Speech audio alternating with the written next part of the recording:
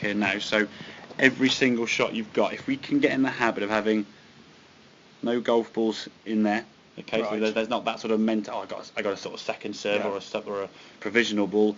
Get the golf balls out of the way. So when you're hitting shots on the mat here now, in this sort of space here now, it's as close to play as you can. Not having the extra help of all these balls you can use as a second thing. Okay, so put the golf ball down and play some holes. So tee off with the driver. Okay, see where it goes.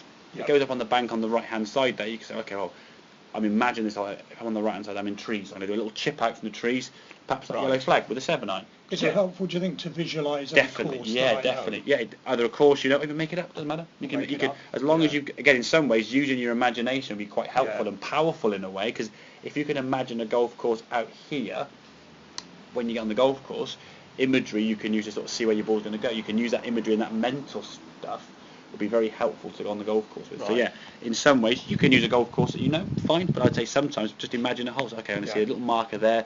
And in some ways, try and input hazards. So, okay, if I go right to the red flag, there's a bunker there. Okay, or if I go left to the 100 sign, there's trees there. So and be disciplined with that. Again, it's obviously your own benefit going forward, but as disciplined as you can be, the better. So you put the golf ball down on the mat there. Okay, then you sort of set up, pick your target, and you come back, stand on the ball as we can't see, obviously, choosing your target. So when you then come into the golf ball now, you're putting your golf club down. You're going through your sequence, your setup.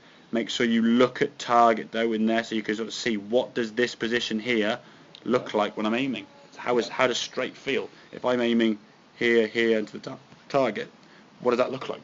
Right. So you can get used to the looking over your shoulder there to your flag or your target sign. You'll know what that looks like. Okay. Yeah.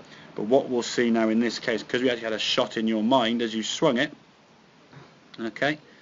And you can see the process for this now is taking 30 seconds per ball. And that's kind of what you want to get to. So if you get 30 balls, it should be taking you about 15-20 minutes at least. Okay? Right. So, back to now was okay. As you came back to the golf ball there now, a little bit toppy, heads down, a bit too long, not quite getting the contact and didn't quite sort of twist it. It was a bit sort of like, a little bit sort of contorted, shall we say. Not a free-spirited swing, the same as the 8 irons you had to start with. And that was the same club, okay? It wasn't the same fluid swing. Because when you had all these golf balls here in the sort of tray, you were relaxed. Yeah. So if we could try to create the practice environment that's similar to the play, we can then sort of take that to the golf course. Okay. Right. So what I would suggest is for the next 3-4 weeks, whatever, depending on how your back holds up, obviously, and what time frame you've got, if we can get 2 or 3 practice sessions on a driving range, hitting golf balls the same way we've done there. So you just play multiple holes, okay, on the golf course as you would do, okay? Yeah. Then we'll come back for the second session after that and we'll get on the golf course and see how you've performed on the course there, okay? So we can sort of start picking you up from the range and go, okay, right, plump on the golf course. But I think by playing multiple holes here, you'll kind of get used to the habit of playing golf. At the moment, you can hit a golf ball very well. At the moment, you can't quite play golf, if that makes sense, yeah? Yeah. The playing is the issue we've got to try and improve there. There's no point in being a good hitter of a golf ball, and then when you go to the golf course, it completely goes wrong. Okay. Your frustration levels will grow as the better you get on the range and the worse the course gets. Yes, I've noticed. Because we haven't had a single shot today where your right foot's jumped forward. No. And if you think last time on the course you were jumping forward with your foot when you were chipping the ball 30 yards, which is a swing that's a lot shorter, a lot smaller. There'll be no element of foot jumping at all on that.